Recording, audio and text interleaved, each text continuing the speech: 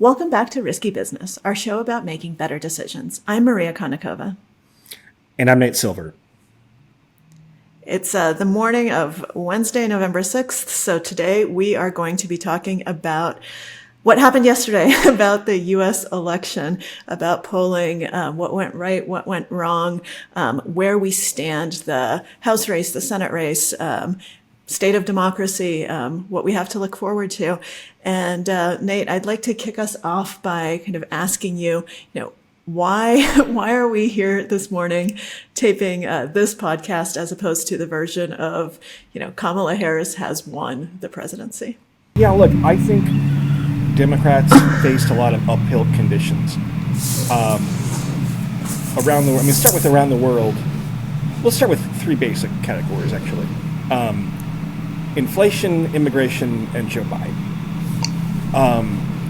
If you had said in January 2021, when Joe Biden was inaugurated, that we would have inflation hit a peak of 9%, I guess it was in early 2022, then I think you would have probably said, okay, I understand why Biden might lose, or his successor might lose, even to Donald Trump, right? When you have a global backlash to immigration to the point where even famously immigrant-friendly Canada, Justin Trudeau, who's very unpopular, is announcing cuts to legal immigration in Canada, a country with, frankly, plenty of space and plenty of tolerance for immigrants, then you have a substantial rise in unwanted arrivals on the southern border, and that can be an issue. And Joe Biden decided he wanted to be president until he was 86.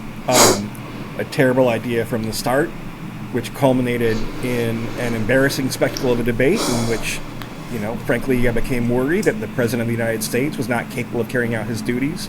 And that had been a fact that was denied by lots of people who were Democratic partisans, who couldn't, because these things are all quite obvious, right? I'm very pro-immigrant, probably not as bothered by that as some other people, but inflation is just an empirical fact that you see every time you go to the grocery store or drive past the gas station, right? And the fact that Biden was old and infirm mentally, potentially, or at least came across that way, maybe coincidentally, he was extremely lucid and sober in private moments, but every time he appeared in public, or every other time, he wasn't. So these conditions, plus the fact that we have lots of empirical evidence that, globally, it's been a really tough time for incumbents. Somehow Democrats, I think, were associated with and tied to the pandemic and the response, even though it began under Trump, and Trump did plenty of things wrong in the pandemic. And by the way, some things right. Operation Warp Speed's a weird achievement that he's not willing to take credit for, even though it saved a lot of lives. And the fact that Democrats' message was a little bit tired. The third time that people say, vote for us or the country gets it, democracy ends, people stop believing it, even if there's more than a grain of truth in it. I mean, I think we're going to have, actually, one irony is that, the fact that, this election was not particularly close means that we're not going to have a contested election. I guess Harris took a while, frankly, to concede, but this is Trump's last election, presumably. Democrats will have to, well, I don't know. I think there is some, how to put this. If Trump's going to win, conditional on that, I think there is some good in it being a relatively decisive, undisputed win, where he'll probably also win the popular vote. And then in 4 years, he'll be gone. And in 2 years, we'll have a midterm where Democrats, they might win the House this year, still, but they'll be in a strong position against, I'm sure, a Trump who has overreached and will be very unpopular to retake the House. The Senate's a longer shot, but they're going to have a real reconciliation. It's not the marginal stuff that matters. And, maybe it will make Trump a little more content and more trying. No, I'm not kidding. I mean, maybe more trying to govern for the plurality of the popular vote he's going to win. He may even win a majority. Or we should say there's a lot of vote left in California and places like that. So I don't think it's out of the question that Harris could win the popular vote, but it could also be Trump +2 or something like that. Yeah, I want to add a few factors to why I think Harris lost, but I also want to push back a little bit on the fact that he's going to be happy and will tone down and become more moderate because, frankly, from a psychological standpoint, what we know about Donald Trump, what we know about the personalities of people who are cult leaders, who are kind of the sorts of strongmen that he is and that he has just openly said he is, and the sorts of people he admires.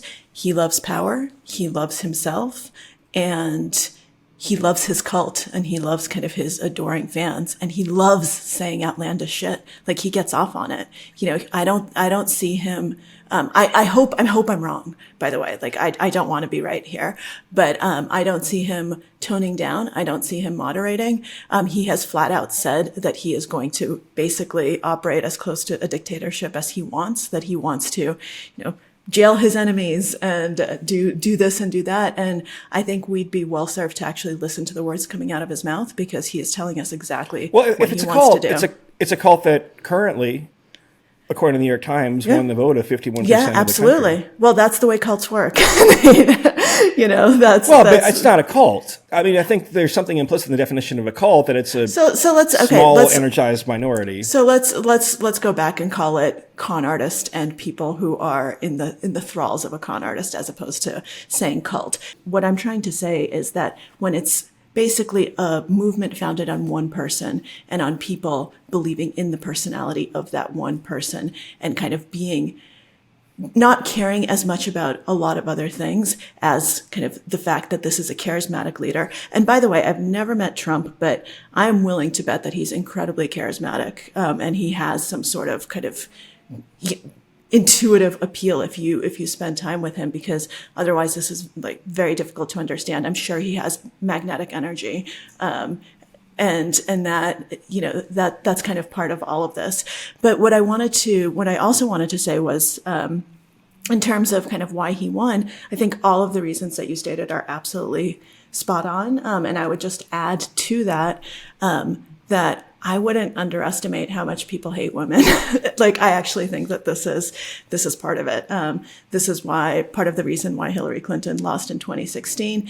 And one of the reasons why this is kind of when you were saying that Biden is, shoulders a lot of blame for not stepping aside earlier. Like, he put us in a position where he put the Democratic Party in a position where Kamala Harris was kind of the only choice. And I think it was a really bad mistake to run a female against Trump a second time.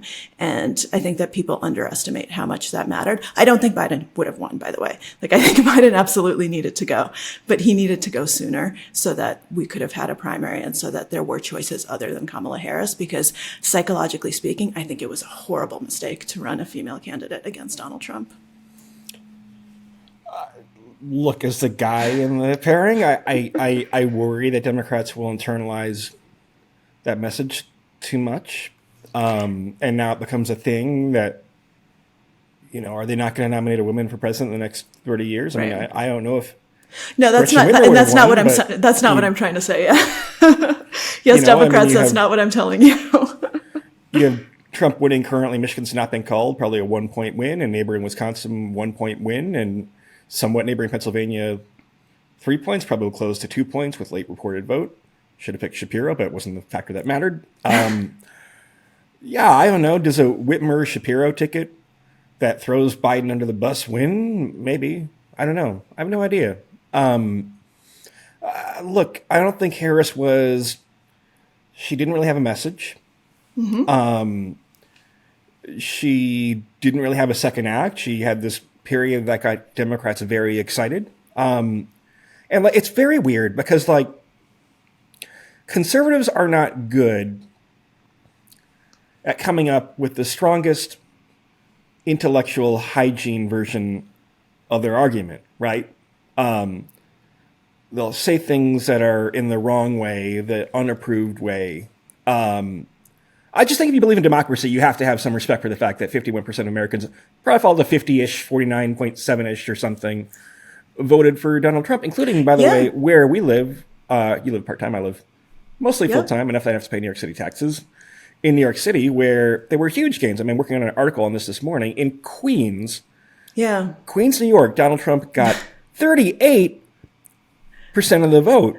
That's double what he got in 2012. He got 19.9%.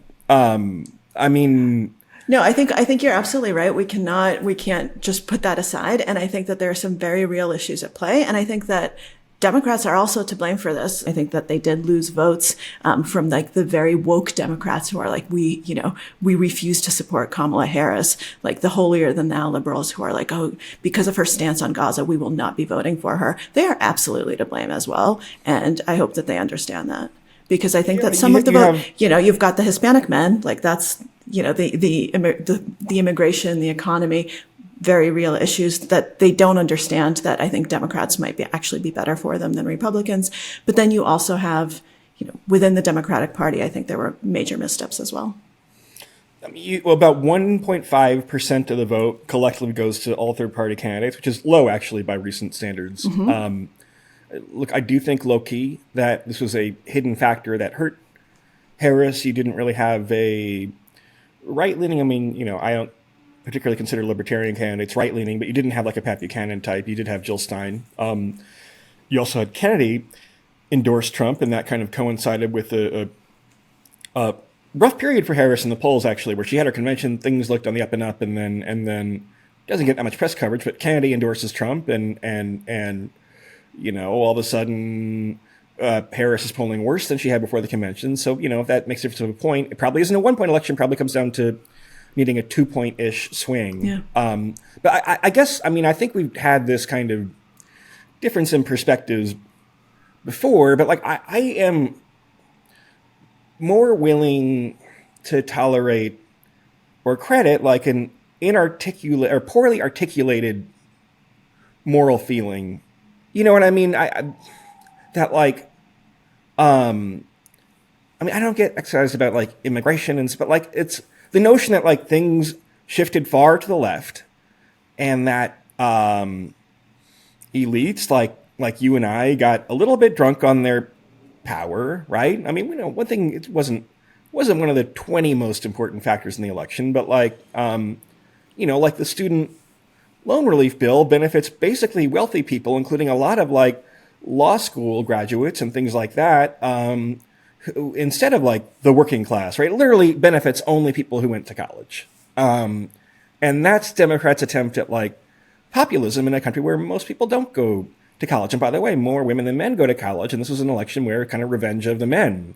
I agree about that part. And like, and I don't know, it's a stale critique, but the notion that like kind of liberals are living in a bubble and that they're kind of, I don't know. I obviously, if you follow my work, like I kind of became disillusioned with the way that I thought expertise was weaponized for political purposes during COVID. And that a lot of what passed for public health advice was just like trying to say orange man bad or declare which team you're on. And I don't know. And I voted for Harris. Like I said on the earlier show, on the working families line, is just a little minor protest against the two-party system. So this is not the outcome I wanted. But like, I understand why people voted for Trump, and I don't buy the notion that the only reason was because the wool was pulled over their eyes. Maybe it was about Trump in particular, right? Like, I agree with the part that like he will not deliver on some of the things he promises. Even on economic growth, I think tariffs are very damaging, and Elon Musk going on Joe Rogan and saying this will be the last election of Trump. Just that's fucking gross, right? There's no kind of warrant to that claim, and Trump's disrespect for the rule of law and January 6th. But a friend of the podcast, Jeff Maurer, who writes a blog, he's like, it's not quite the boy who called wolf because Trump is a wolf, but it's people seeing everything as a wolf and maybe just focusing on the one wolf, the really bad thing that wolf did, January 6th and the cronyism. I don't know. I don't quite get what they thought was happening. Yeah, no, I mean, I think that what you just said was what I meant about like not, even though Kamala Harris was, running on vibes early on about not quite getting kind of what you need to do with social media and the kinds of pointed messages that you need to get across, which the Republicans did incredibly well, right? They didn't attack that. Like they didn't take those shots that I think they should have taken that would have resonated a little bit more. And so I think that, I don't disagree with you that there are very real issues that Democrats need to address, right? About, the discontent and why. I think that I still fully maintain that there is wool pulled over people's eyes and that Donald Trump is a con artist because he's not going to deliver on what he says. But I think that we need to figure out, why were they susceptible, right? Why are people susceptible to con artists?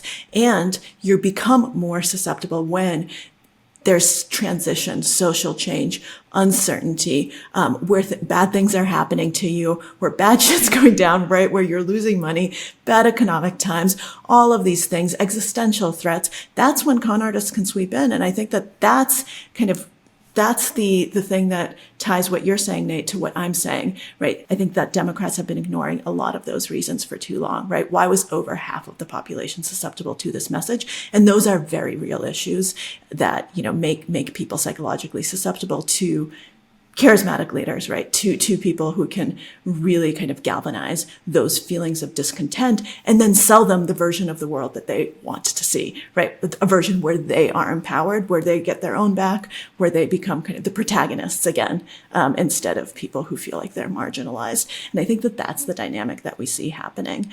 So I think that kind of squares the things that you and I are talking about. Would you agree with that way of looking at it? Yeah, look, I guess I'm having trouble articulating. It's like it's okay. We haven't slept much. A better version of Trump would have a very good argument that Biden-Harris should be voted out of office, right? Now, Trump makes the wrong version of that argument, which kind of happens to be more successful because it's a populist version. I don't know. I mean, look. All right. Well, but the notion that, look, again, I think the popular vote thing is a big deal. And it's a big deal. Trump made very big deal. Huge gains, according to both the exit polls, which are not always reliable, and just ecological data among Hispanic voters, and I think also among Asian American voters, and probably actually lesser among Black voters. It seems to have been a little overbaked in the polls. But, the fastest growing populations in the U.S. The Hispanic voters was huge. Hispanic, Asian, and quote-unquote other or mixed. And those are the populations where it looks like Trump gained the most ground. I mean, I can't, help but see some irony in the fact that, and now I'm going to sound like a fucking conservative podcaster for 30 seconds, right? But, the Democrats, hyper attention on racial identity. It's most white people, and it's I think a lot of people who are not white, super college educated people think this is just weird, right? Why are they so obsessed with this shit? And actually we want to integrate, right? We want to integrate into society. Maybe we're first generation or second generation or whatever, right? And we don't want to be cordoned off into racial identity groups. And it has to be one of the most electorally unappealing messages in the history of the United States.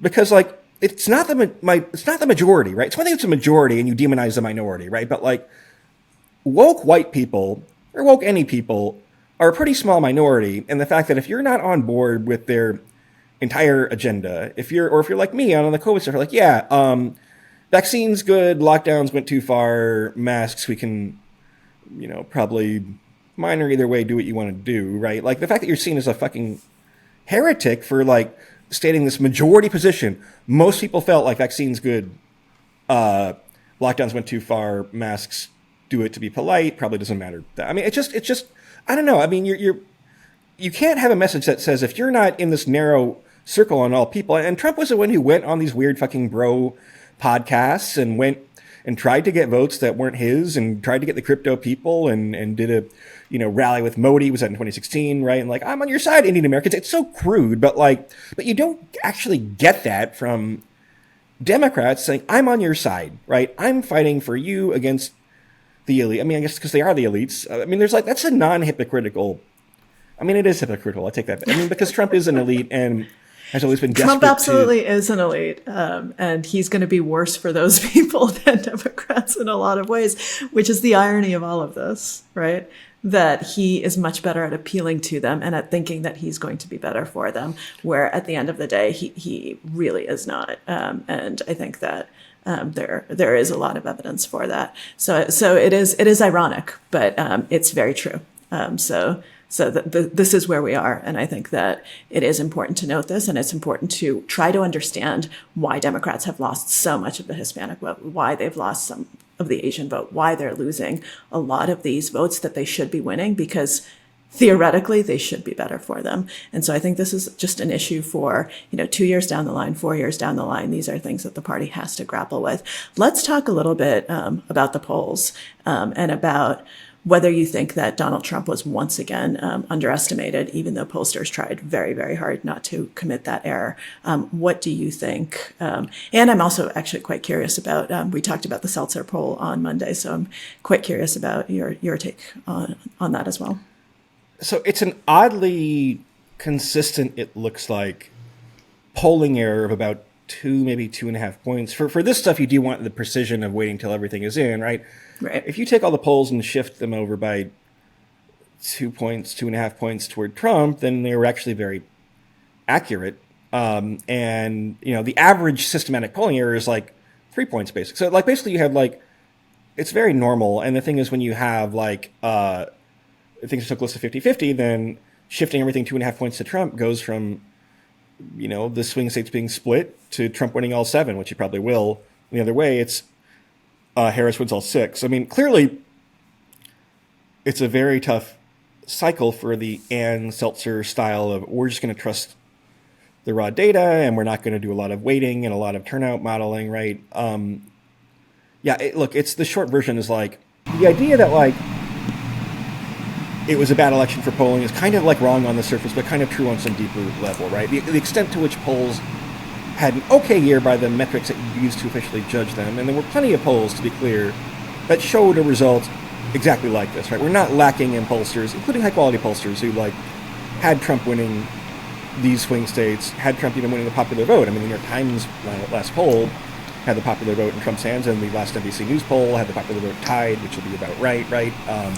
Maybe it's a win for a national poll, but this is actually not so far from the polls, but it's bad for the pure sense of we're just going to go out and collect public opinion and not do a lot of weighting and massaging and I don't know. I mean, look, at the end, I think there was a lot of herding in the polls and a lot of hedging, and I think Ann Seltzer still had a lot of guts to not succumb to that. And part of the beauty of polling averages is that you collect a diversity of opinions, but it's what I worry about in a lot of things in society, including the polling, is that there's not really this kind of ground truth anymore. Everyone is kind of indexing on everyone else, and what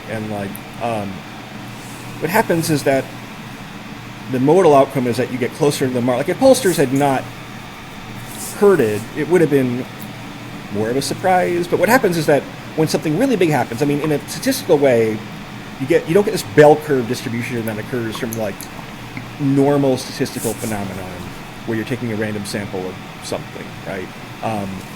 Instead, you get a distribution with wide, fat tails where actually most of the time you kind of are pretty good, right? But then there are catastrophic, nonlinear misses and shifts every now and then, and maybe the next shift will be that the Gretchen Whitmer, Josh Shapiro ticket, or maybe it won't be something like that, is 2 points behind. I don't know who the fuck the GOP nominee will be.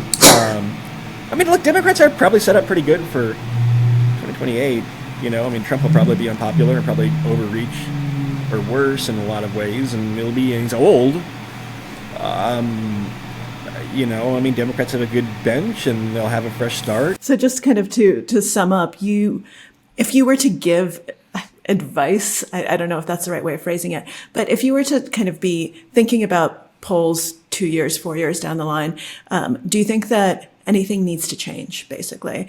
Or do you think that, obviously we did have the polls saying that this was going to be an exceptionally close election. And even though it looks like Trump is sweeping, he, as you point out, is sweeping by small percentages, right? So it is within those polling errors. So do you think that the pollsters should keep going as they've been going, or do adjustments need to be made in kind of the new climate to how we look at them, how we approach types them? Of adjustments will be. So you do have these counterpoints of these 3 elections where Trump runs, presidential elections where Trump runs and beats his polls. Biggest Bluff was actually 2020. Just that Biden had such a big lead, it didn't cost him the election.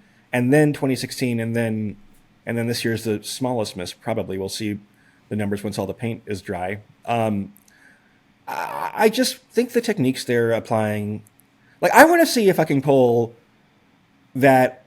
I don't know predictably it's always going to say Trump +1, right, or tie. It's like, can you find ways to I don't know, not put a thumb on the scale, but understand that these classic methods aren't working, but actually still have some semblance of not just artificial sweetener of real content from real people, and not just, I don't know. I mean, there are elements of the story everywhere. There are a lot of polls that did show Trump losing ground gaining ground among Latino voters and among black voters. Why was the Latino thing underestimated, but the black vote overestimated? I think in general, pollsters need to also, have more consideration for people who are not black or white or Latino. That's a growing segment of the population. It's influential in some states. And they get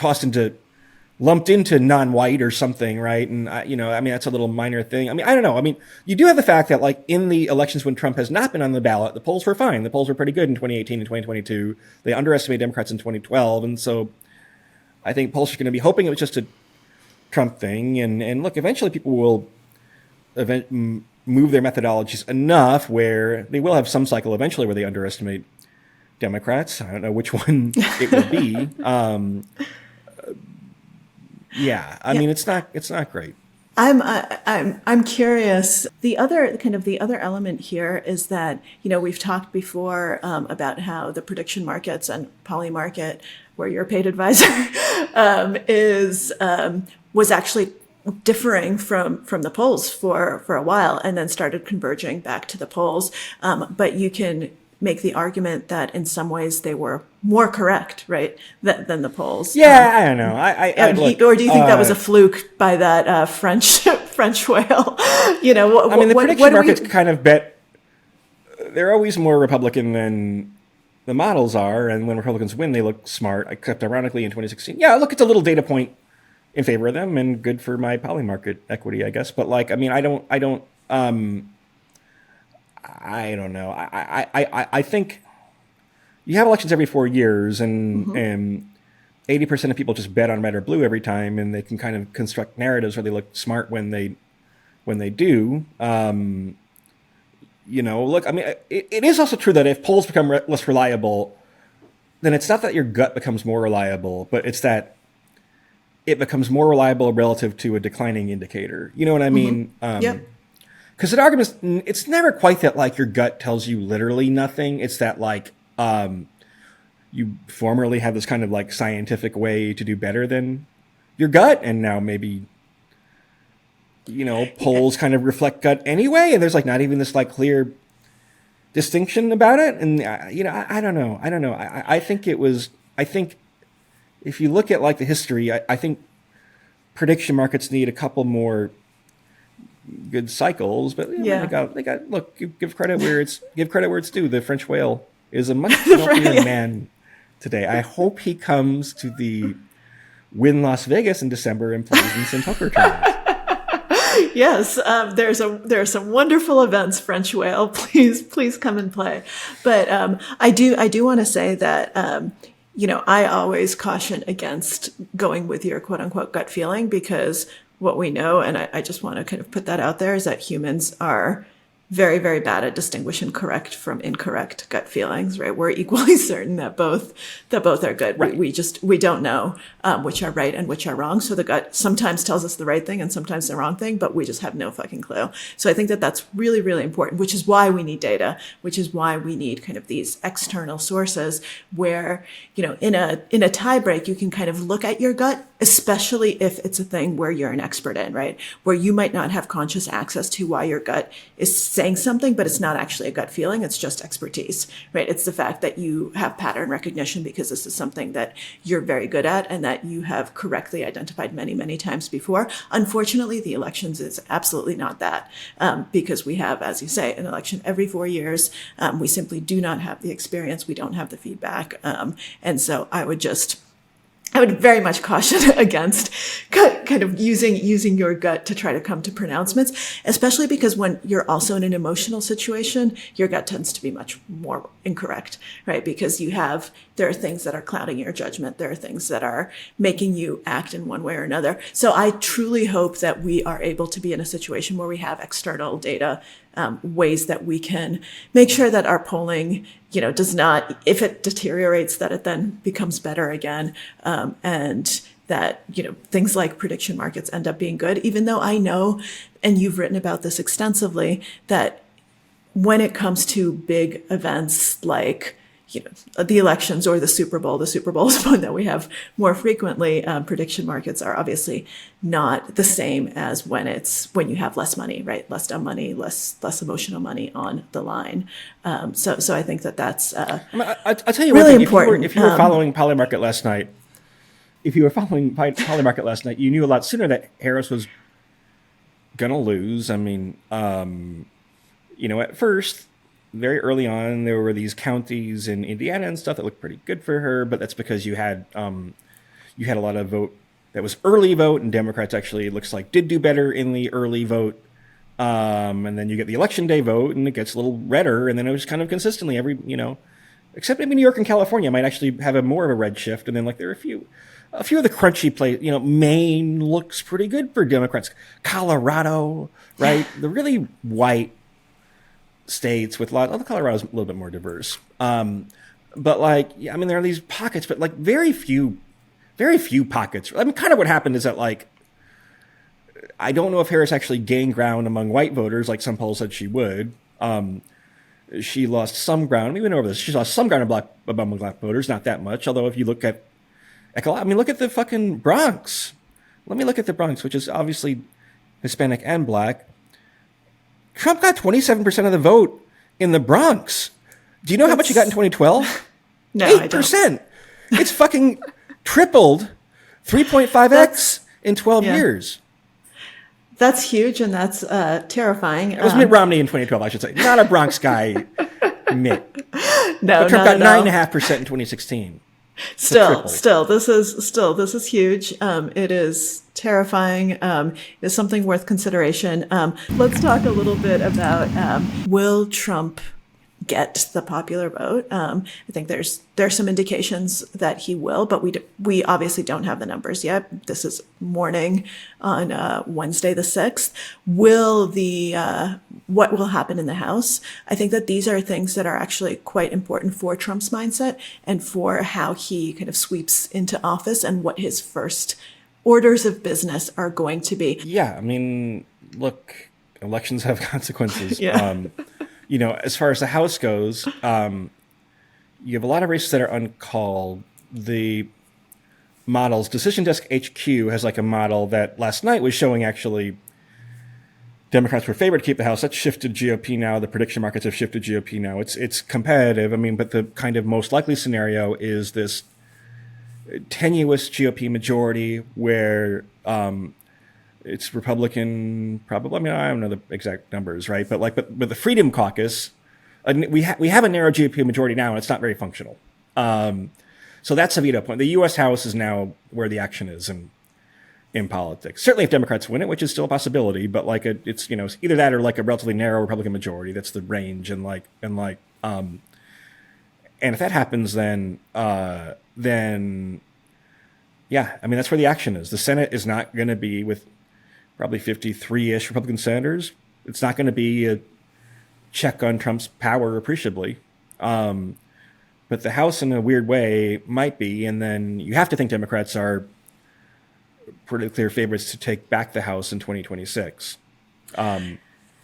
Yeah, that would be nice, and I think the other part of it is obviously the judiciary, right, and all of the federal appointments that Trump is going to be able to make, and potentially Supreme Court. I mean, this is something that we've talked about before.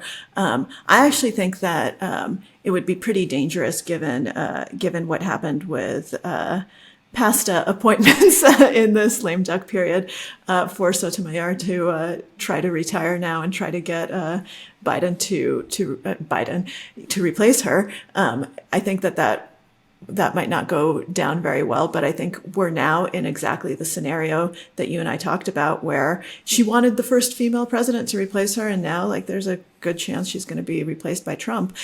So this is kind of one of the other consequences. I got a plan for you. What's the plan for me, Nate? Joe Biden appears on stage at 6 p.m. in Kamala Harris's concession speech and say, "I'm clearly not fucking fit to be president 24/7, and therefore Kamala Harris is now president until January 20th." And then she appoints Sonia Sotomayor's replacement. All right. Will that work? Okay, guys, listen to us. This is something that. Who do you think would make a better president? There's still 1, 2, 3 months, right? Yeah. I'd rather have Kamala Harris as president right now. Oh, absolutely. Maybe you create a little bit less stigma around the next time you have a female candidate if you had a woman president. Yeah, that's actually a really interesting proposal. I like it. So I think that would be a really good call to action for Biden. I know you said that kind of tongue in cheek, Nate, but still, if Biden were to instate this first female president and Kamala Harris can actually get shit done in the next 3 months, and I think that would be a really, really interesting consideration and play for the Democratic Party. So let's leave it at that. Biden, why don't you step aside and let the first woman be president? So Nate, before we leave though, what are you going to be doing for the rest of the day? I got to write a blog post, and then I'm fucking free. Marie. I can do whatever the fuck I want for the first time in 300 days because I have the book deadline, and then I'll be free. Here's to embracing your freedom, Dave. I will also be drinking today, and I will attempt once again to play poker, because yesterday I was playing the NAPT, North American Poker Tour main event, and as the results got worse and worse, I ended up punting late in the night and busting with a level to go. So today I will try to keep my head in the game and not punt and actually make day 2 of the event. That's good. Yes. It'd be funny if every time you win a coin flip, Harris loses a state, and you're like, "Am I causing this?" And you win. That would be a very. And you win the tournament at 3:45 in the morning when they call Alaska for you. I mean, that'd have been funny. That would have been hilarious. That would have been the ultimate illusion of control study. It's like Oscar Wilde, picture of Dorian Gray. Exactly. Well, today I cannot be causing it because it has already happened. but yes, that would be a very funny. We should co-author a science fiction story like that, Nate. Let's do it. And on that note, let's see how the next week goes, and hopefully by then we'll know where the House of Representatives stands. Hopefully, but maybe not, because we're relying on a lot of... Anyway, too long. Yeah. It's a lot of races in California that take forever to count, so maybe not next week. But yes, we will speak again next week, and I hope that you'll join us.